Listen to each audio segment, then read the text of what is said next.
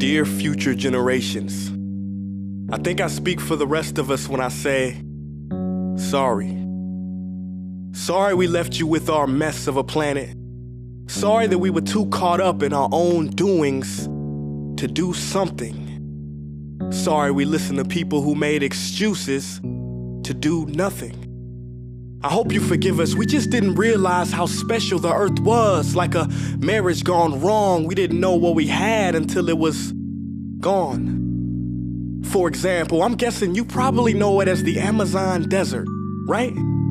Well, believe it or not, it was once called the Amazon rainforest, and there were billions of trees there, all of them gorgeous. And oh, you don't know much about trees, do you? Well, let me tell you, trees are amazing. I mean, we literally breathe the air they are creating. They clean up our pollution, our carbon. They store and purify water, give us medicine that cures our diseases, food that feeds us, which is why I'm so sorry to tell you that we burn them down. Cut them down with brutal machines, horrific, at a rate of 40 football fields every minute. That's 50% of all the trees in the world gone in the last 100 years. Why? For this. And that wouldn't make me so sad if it weren't so many pictures of leaves on it. You know, when I was a child, I read how the Native Americans had such consideration for the planet that they felt responsible for how they left the land for the next 7 generations. Which brings me great sorrow, because most of us today don't even care about tomorrow. So I'm sorry. I'm sorry that we put profit above people, greed above need, the rule of gold above the golden rule. I'm sorry we use nature as a credit card with no spending limit, overdrafting animals to extinction, stealing your chance to ever see their uniqueness or become friends with them. Sorry we poison the ocean so much that you can't even swim in them. But most of all, I'm sorry about our mindset, 'cause we had the nerve to call this destruction progress.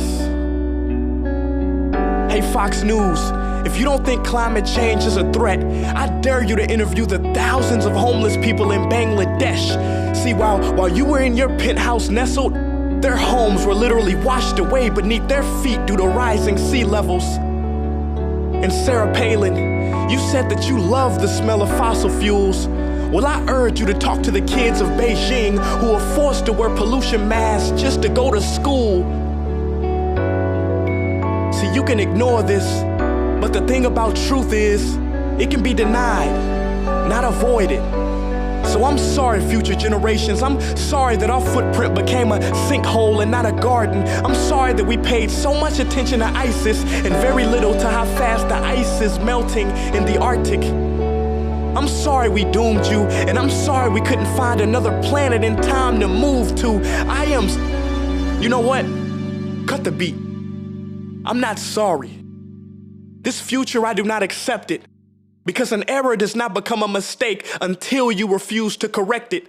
We can redirect this. How? Let me suggest that if a farmer sees a tree that is unhealthy, they don't look at the branches to diagnose it, they look at the root.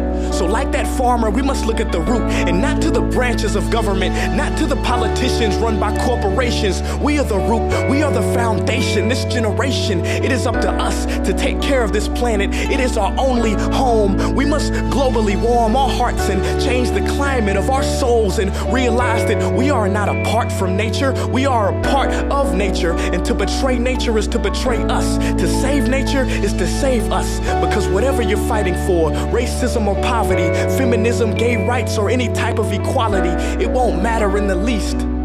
Because if we don't all work together to save the environment, we will be equally extinct. Sorry.